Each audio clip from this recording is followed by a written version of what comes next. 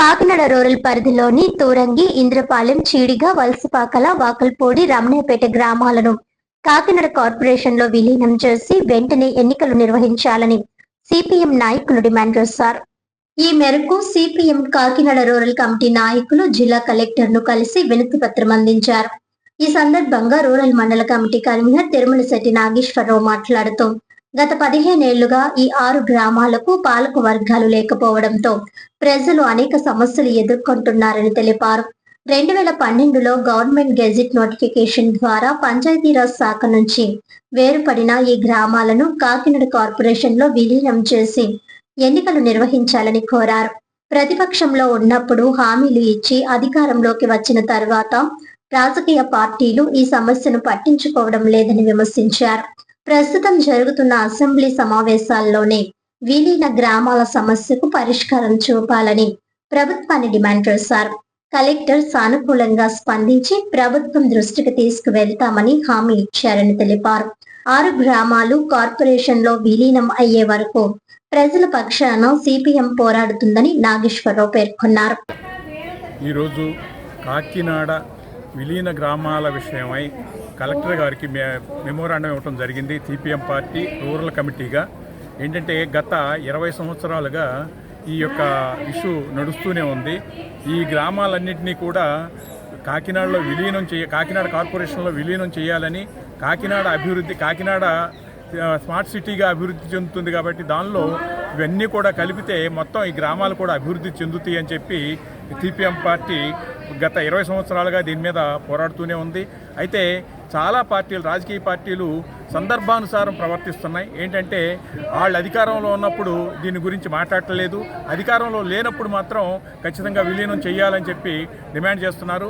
ఉదాహరణకి ఇప్పుడున్న ఎమ్మెల్యే గారు కూడా మాతో పాటు పోరాటం చేశారు. ఏంటంటే విలీన గ్రామాలన్నీ కూడా కలపాలి, కార్పొరేషన్ డెవలప్ చేయాలి అని చెప్పి. అంతకుముందు కన్నబాబు గారు కూడా అదే విషయం మాట్లాడారు. తర్వాత అధికారంలోకి వచ్చిన తర్వాత వీళ్ళందరూ కూడా ఆ విషయాన్ని మర్చిపోతున్నారు. అది కారణం ఏంటి అనేది మరి వాళ్ళకే తెలియాలి. దానిలో రూమర్స్ మాత్రం రకరకాలుగా వస్తున్నాయి. ఏంటంటే ఏదైతే నిధులు రావట్లేదు డెవలప్మెంట్కి, పంచాయతీలకి, అట్లాగే ఎలక్షన్లు జరగకపోవటం మూలంగా గత 16 సంవత్సరాలుగా కూడా ఏ విధమైన అభివృద్ధి లేకుండా మురుగు కాలువలతోనూ, అట్లాగే మురుగు వీధులతోనూ, అట్లాగే ఏ విధమైన డంపింగ్ యార్డులు లేకుండాను ఈ విధంగా గ్రామాలన్నీ కూడా మురిగిపోయే పరిస్థితుల్లో ఉన్నాయి. రోడ్లు లేవు, తాగునీరు లేదు. ఈ విధమైన సమస్యలన్నీ కూడా పరిష్కారం కావాలి అంటే వీటిని కార్పొరేషన్లో విలీనం చేయాలి అని చెప్పి మేము డిమాండ్ చేస్తున్నాము. అదేవిధంగా దీనికి ఒక కార్యాచరణ కూడా రూపొందించడం జరిగింది. అవసరమైతే ఇతర అన్ని రాజకీయ పార్టీలని కూడా కలుపుకొని రౌండ్ టేబుల్ సమావేశం జరపాలని, అట్లాగే 2-3 రోజుల్లోనే దీని మీద ప్రెస్ మీట్ కూడా పెట్టి ఈ యొక్క ప్రస్తుతం రాజకీయ నాయకులు, ఇంతకుముందున్న డెవలప్మెంటు, ప్రస్తుతం జరుగుతున్న డెవలప్మెంట్ విషయాలు కూడా మనం ప్రెస్ మీట్లో మాట్లాడాలని అనుకోవటం జరిగింది. కాబట్టి ఈరోజు కలెక్టర్ గారికి ఇచ్చినటువంటి మెమోరాండంలో ఈ విషయాలన్నీ రాసి ఆయనకి వివరించడం జరిగింది. కలెక్టర్ గారు కూడా దానికి సానుకూలంగా స్పందించారు.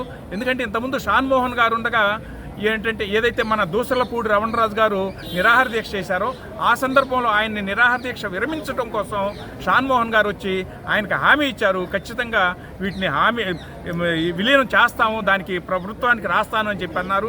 ఆయన అన్నట్టుగా ప్రభుత్వానికి రాయటం జరిగింది, కానీ ప్రభుత్వంలో ఏ విధమైన చలనం రావట్లేదు. దానికి ఏంటంటే ఎమ్మెల్యేలు సరైన పట్టుబట్టట్లేదు, ఎమ్మెల్యేలు పూర్తిగా దీని మీద ఇంట్రెస్ట్ చూపించటం లేదు అనేది మాత్రం అర్థమవుతుంది.